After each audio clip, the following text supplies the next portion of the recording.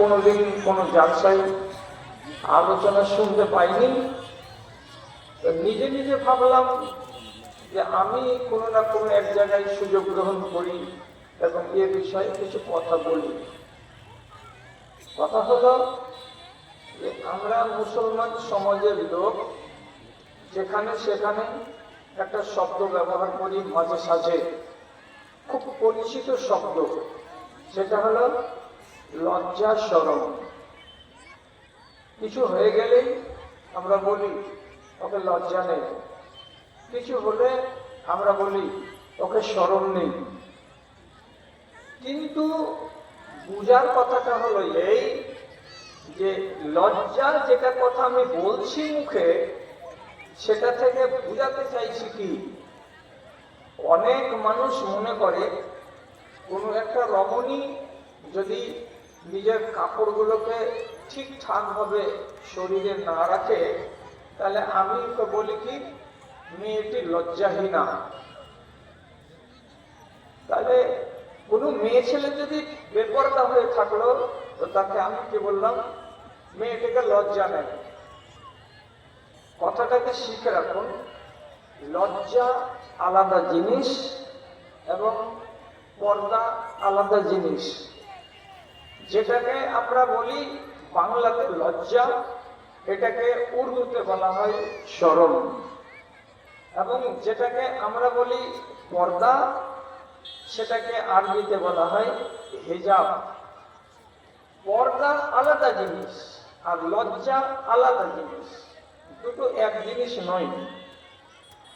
কাকে বলে লজ্জা আর কাকে বলে পর্দা? তো প্রথমে জেনে নিন যে কোনো একটি জিনিসকে সম্পূর্ণরূপে আবৃত করে বা ঢেকে রাখার নাম হলো পর্দা। যেহেতু নারী জাতিকে আল্লাহ রাব্বুল আলামিন তার মাথা থেকে শুরু করে পা পর্যন্ত সর্বাঙ্গ ঢেকে রাখতে বলেছেন, এই বিধানটাকে বলা হয় হিজাব, এটাকে বলা হয় পর্দা।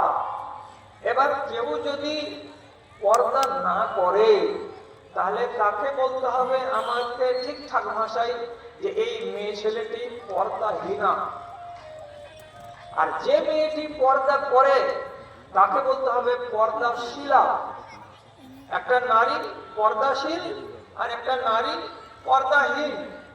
যে পর্দায় থাকে সে পর্দাশীল, আর যে পর্দায় থাকে না সে হলো পর্দাহীন। লজ্জা কাকে বলে? লজ্জাটা হলো আমি করি, তাহলে আমাকে মানুষের পক্ষ থেকে দু চারটা কথা কাঁচা পাকা শুনতে হতে পারে, মানুষ আমাকে লান টান করতে পারে। এই একটা ভাবনা ভেবে নিয়ে মনের ভেতরে যে তৈরি হয় যে অবস্থাটা, তাকে বলা হয় সংকোচ, তাকে বলা হয় দ্বিধা। এই দ্বিধা এবং সংকোচ মনে তৈরি হয় বলে মানুষ কোনো একটা কাজ করে না। এই না করাটার নাম হলো লজ্জা। এই লজ্জাটারই আরেক নাম হলো শরম। এবার ভালো করে বুঝে রাখেন, লজ্জা ছেলে এবং মেয়ে উভয়ের জন্য রয়েছে, আর পর্দা নারীদের জন্য রয়েছে, নরেদের জন্য নেই। কি বুঝলেন কথাটা? পর্দা সারাটা শরীরকে ঢেকে রাখার বিধান, এটা নারীদের জন্য। আর যেটাকে বললাম লজ্জা শরম, এটা নর এবং নারী উভয়ের জন্য। আপনি যদি বুঝতে না পারেন যে মানুষের মনের ভেতরে যেটা একটা মানে সংকোচ তৈরি হয়, মানুষের মনটা শুকড়ে যায় বা জড় হয়ে যায়, এটাকে বলে লজ্জা। কথাটা খুব ভালো করে বুঝতে পারবেন। আপনারা কি নিজের জীবনে এই গাছটাকে দেখেননি? যে গাছটাকে একটুখানি সামান্য যদি আপনি এইরকম করে হাত দিয়ে ছুঁয়ে দেন, তাহলে তার পাতাগুলোর সাথে সাথে কি হয়ে যায়? জড় হয়ে যায়। সম্পূর্ণ পাতা কয়টা এই ডালটার জড় হয়ে যাবে, উপচে যাবে। এই গাছটাকে আমরা কি বলি? লজ্জাবতী। লজ্জাবতী এর মানে এর ভেতরে সেই চেতনাটা আছে বলে তার ভেতরে লজ্জা তৈরি হলো, আর লজ্জা করলো এই জন্য তার নাম হলো লজ্জাবতী।